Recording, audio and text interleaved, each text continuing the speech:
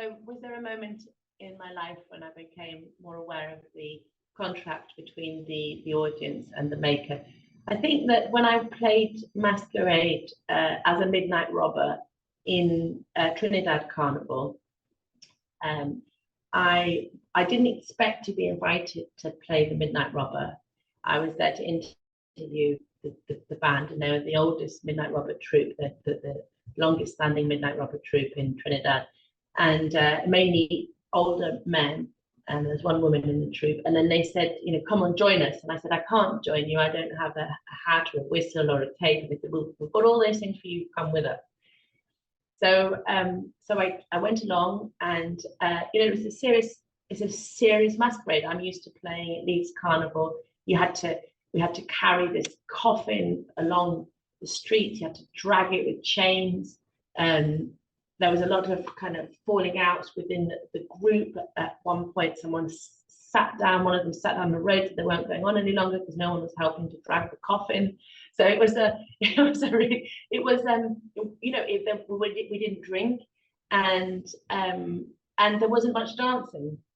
And I remember going on stage in the Savannah, which is the point where it's a huge amphitheatre where it's actually it's a sports stadium, but it's the carnival performers will do a turn there on their way along through the procession. So they'll come and platform what they do in the Savannah stage. And on the Savannah stage, I did have a midnight robber speech to deliver, but I also then felt that it wasn't my place to take up space, you know, as a British researcher in that space. So I didn't do my speech, but I did go up on stage, and I really wrestled with this idea of like, how should I dance? Because the midnight robbers, they don't whine, is what we call it in Trinidad. You don't whine. And that's my natural thing to do, would be to dance, is to whine. That's what I did. And the woman who's in the troupe said, it's okay, you can be the whining robber, you know, because that's what feels right to you. There's no one way of playing something.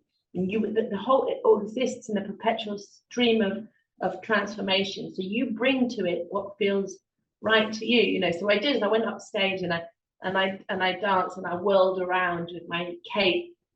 And I think it was at that point, you know, when I thought very much about what was the received way for a midnight robber to behave, you know. But here I was, a mixed race, light skinned midnight robber from England, you know, with Caribbean heritage, but I wasn't the people that I was playing alongside, but I was going to own that, you know, and that and my speech was actually about that as well. So that was when I felt that, yes, you know, there is a contract, but you can always change it and move it forward. It's not static, and you bring new things in the audience, you know, evolve. The whole thing evolves, you know, according to the way that you decide you might want to move it forward. It's the same as the women in Carnival who are using the masquerade, you know, in new ways, and that is